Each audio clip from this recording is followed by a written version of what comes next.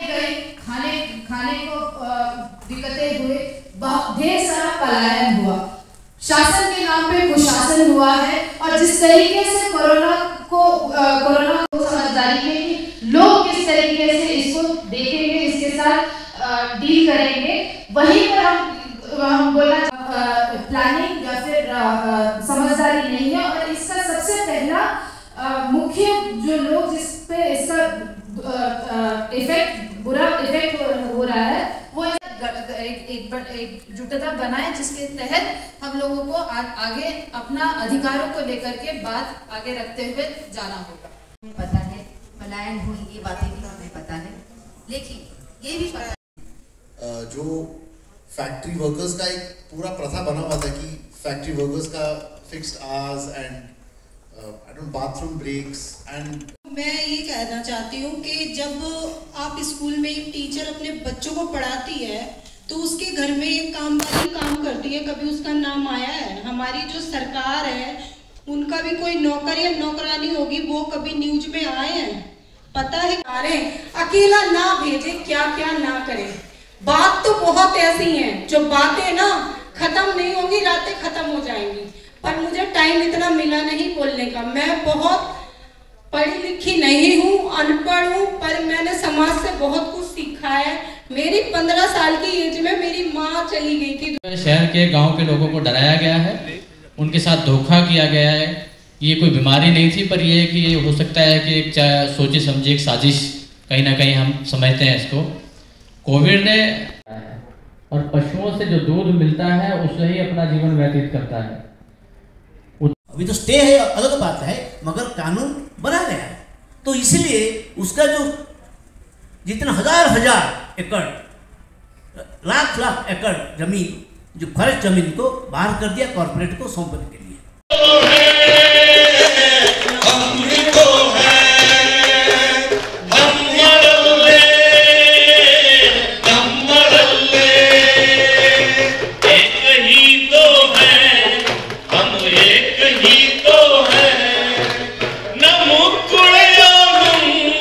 News for Bharat हमारे इस मंच पर मैं आरिफ आलम आप तमाम का बहुत स्वागत करता हूं। दिल्ली में 2 दिवसीय सेमिनार का आयोजन किया गया था। उसमें राजधानी के इस खास प्रांगण में गुजरात से लोग थे। गुजरात का आना इसलिए खास हो जाता है क्योंकि दिल्ली में बीते कुछ सालों से गुजरात के लोग यहां से सत्ता चला रहे हैं। ऐसे में गुजरात की असल हकीकत क्या है, उन तमाम मुद्दों पर बातचीत करने के लिए हमारे साथ गुजरात से जो लोग आए हैं वो हैं, उन्हीं से बातचीत करते हैं। सर ये बताइए, यहाँ पर आए आप लोग, किन मुद्दों पर बात हुई और जो गुजरात की हकीकत है उसको कैसे आपने पूरे देश को दिखाया?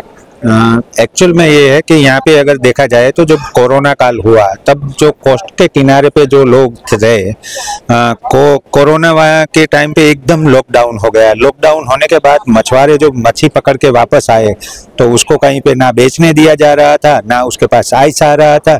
तो कम से कम पूरे गुजरात के जो कोस्ट किनारे के में जो मछुआरे रहते थे उनको फिश से बहुत बड़ा नुकसान हो गया, यानी कि कोरोना का लॉकडाउन के टाइम पे। उसके बाद भी 20 दिन तक उसको कहीं पे फिश बेचने की मना कर दिया गया।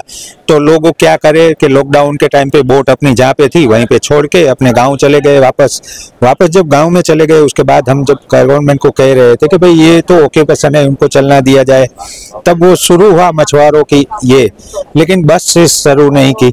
अब मछुआरे तो बोट अपनी छोड़ दी थी कहीं एक जगह पे, यानी कि चक्कों में छोड़ दिए, लोग चले गए कोटड़ा कोडिनार के पास या कहीं पे जामनगर चले गए थे।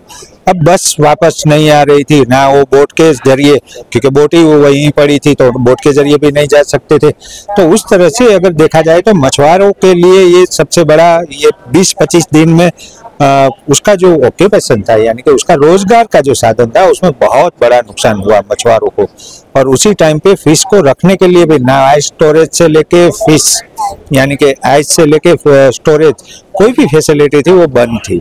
उसकी वजह से मछुआरों को अपनी फिश, और फिश ऐसी चीज है कि आप दरिया में से निकाल लिया तो उसके बाद तुरंत आपको उसको आइस में डालना होगा या फ्रोजन करना होगा, वरना वो खराब हो जाएगी। तो बहुत बड़ा प्रॉब्लम हुआ उसी टाइम पे, लॉकडाउन के टाइम पे। ये बातें हमने कल मछुआरों की जो थी वो पूरे देश के जो लोग आए थे उनके सामने रखी।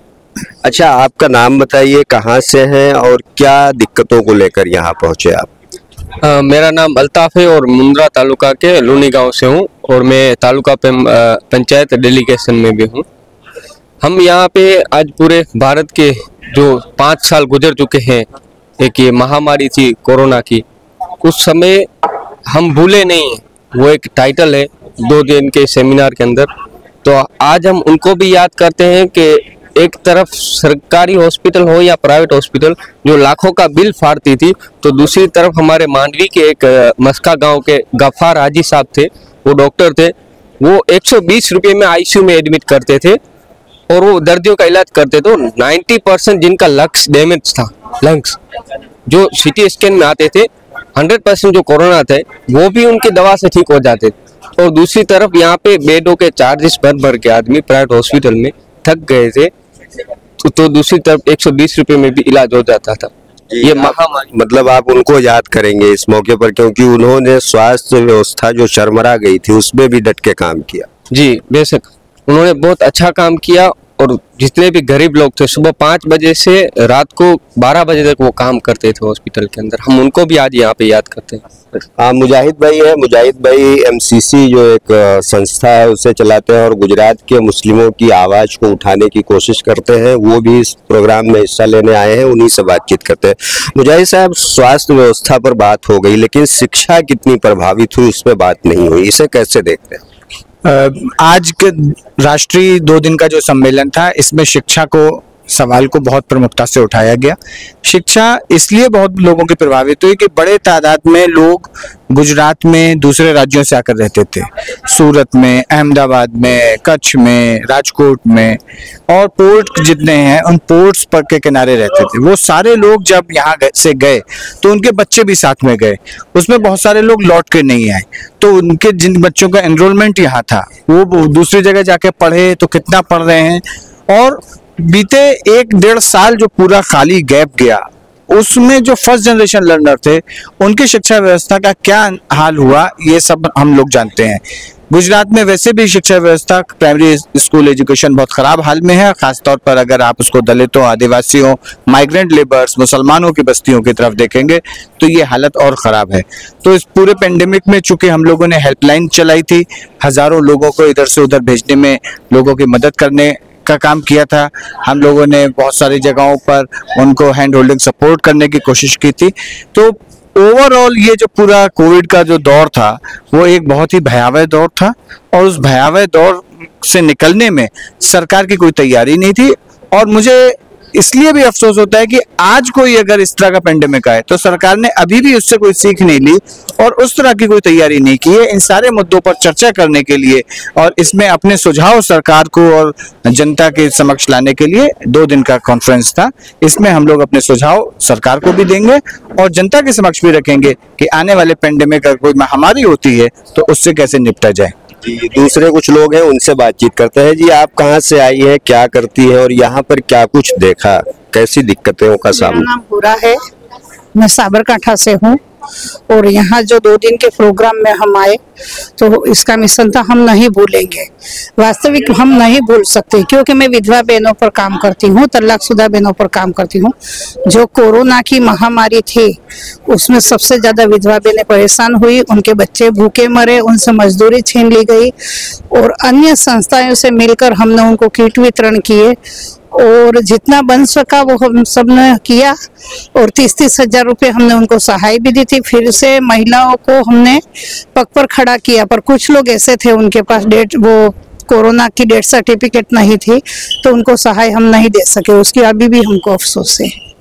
आप साहब, आप भी हिस्सा लेने आए, क्या कुछ देखे? गुजरात की जो हकीकत है वो कैसे आपने पूरे देश के सामने रखा? जैसे हमने देखा कि ये जो पेंडेमिक के दौर के अंदर बहुत से मजदूरों, गरीबों, शोषितों, वंचितों को बहुत सारा सरकार के द्वारा ऐसे नियम लाए गए जिसके कारण उनको बहुत नुकसान हुआ। कई मजदूरों को अपनी रोजी से हाथ धोना पड़ा, उनके बच्चे बिछड़ गए, कई मजदूरों को आत्महत्या भी करनी पड़ी उनको, इस तरह से ऐसा हाल हुआ। तो ये पूरे देश के अंदर, पूरे स्टेट के अंदर हमने माहौल देखा, बहुत विकट था और लोगों को बहुत सहन करना पड़ा इस तरह से। सरकार की ये नीति, सरकार को अगर अच्छी तरह से सरकार काम करती तो इतनी सारे मौतें और इतने सारे लोगों को परेशानी ना झेलनी पड़ती।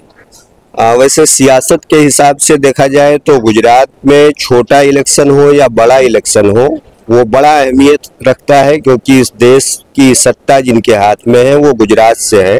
लेकिन गुजरात में कोरोना के वक्त क्या हालात थे, दूसरे राज्यों के तरीके से वहाँ पे भी स्वास्थ्य व्यवस्थाएं बिल्कुल चरमरा गई थी। प्राकृतिक आपदा था, उससे भी सरकार कुछ नहीं सीख रही है। अगर सीखेगी तो आने वाले दिनों में ऐसे प्राकृतिक आपदा जब भी आएंगे तो उससे निपटने की तैयार रहेगी। ऐसे में देखना दिलचस्प होगा कि यहाँ पर आने वाले लोग तो समझ गए, लेकिन सरकार कब समझती है।